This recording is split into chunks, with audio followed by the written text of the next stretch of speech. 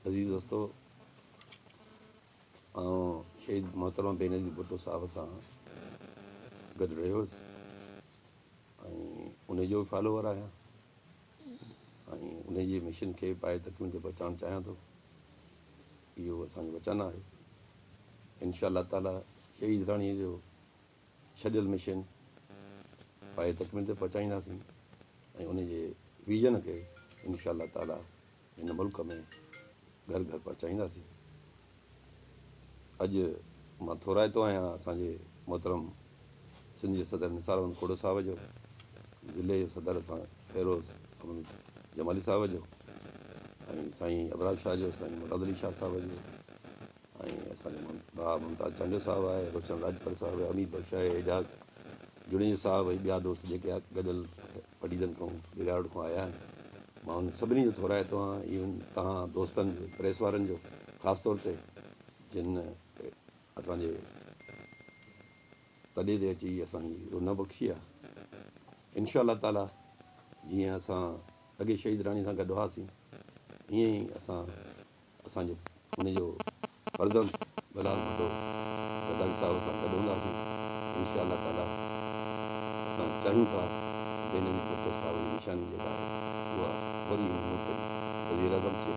इंशाअल्लाह ताला हिन मुल्क जो वज़ीर आज़म मोहतरम भुट्टो ज़रदारी थी वियो। असांजी ख़्वाहिश आहे त बेनज़ीर भुट्टो जी उहा तस्वीर वरी हिन मुल्क जो रोशन करे, छाकाणि त हिन मुल्क जे लाइ जेका जदोजहद शहीद ज़ुल्फ़िकार अली भुट्टे ऐं शहीद मोहतरमा बेनज़ीर भुट्टो साहब कई, उन्हनि पंहिंजे खून सां हिन मुल्क खे जमूरियत जे आणण लाइ पाण अर्पे छॾियो, पाण क़ुर्बान थी विया हलिया। इंशाअल्लाह असीं चाहियूं था त हिन मुल्क खे वरी उहा जमूरियत अचे जंहिंजो मोहतरमा बेनज़ीर भुट्टो साहब ख़्वाब लधो हो ऐं उनजो हिकिड़ो ई नारो हो त हिन डिक्टेटर खां बहितरीन इंतकाम वठण जो तरीक़ो आहे त हिन मुल्क में जमूरियत आणिजे। इंशाअल्लाह ताला हिन मुल्क में शहीदनि जो खून आहे ऐं उहो शहीदनि जो खून रंग लाहींदो ऐं हिन मुल्क में उहो माण्हू जेको मुफ़लिस ग़रीब आहे, असीं चाहियूं त हक़ीक़ी हुकूमत उन्हनि माण्हुनि जी हुजे जेके हिन मुल्क जा ग़रीब आवाम आहे। इंशाअल्लाह ताला असां हिन क़यादत सां गॾिजी हिन मुल्क जी ख़िदमत कंदासीं, हिन पार्टी जी ख़िदमत कंदासीं ऐं उन इंशाअल्लाह ताला इन पार्टीअ में गॾु रही हिन मुल्क जी ख़िदमत कंदासीं।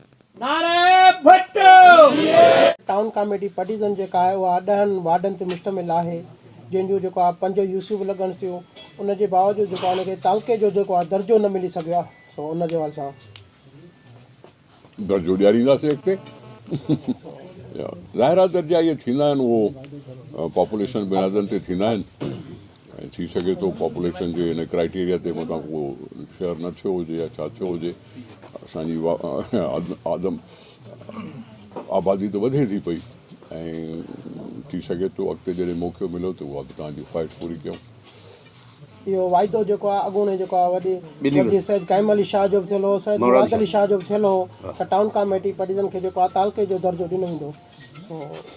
असां त चवंदा त महिरबानी कयो, आवाम सिंध जा सदर आहियो, जेको तमामु ॾुखियाऊं बि आहिनि। मुंहिंजे साम्हूं ॻाल्हि पहिरियों दफ़ो आई आहे ऐं चयोसीं त असां अॻिले टाइमनि में हिन ॻाल्हि ते बि चङे नमूने सां सोचे कुझु कंदासीं मदद। बिल्कुलु। ॿियो साईं पडीदन खां जेको आहे अवरपुल जी जेका आहे ज़रूरत आहे, खीरपुर ज़िले ऐं नौशहर फिरोज़ी जेका आहे मेन फाटको आहे जेको बंदि थो थिए त असांखे जेको आहे नवाब शाह या नौशहर वञण में जेका तकलीफ़ थिए थी, सो उनजी जेको आहे त महिरबानी कंदो त। साईं मां अर्ज़ु इहो ई थो कयां त हीअ सभु जेके अवामी नुमाइंदा आहिनि उन्हनि जी सभिनी जी कंसंट्रेशन इहा हूंदी आहे त तरक़ियाती कम थियनि ऐं तरक़ियाती कमनि जी पहिरियों ॾाको अथव रोड ऐं ॿियो ॾाको अथव बिजली।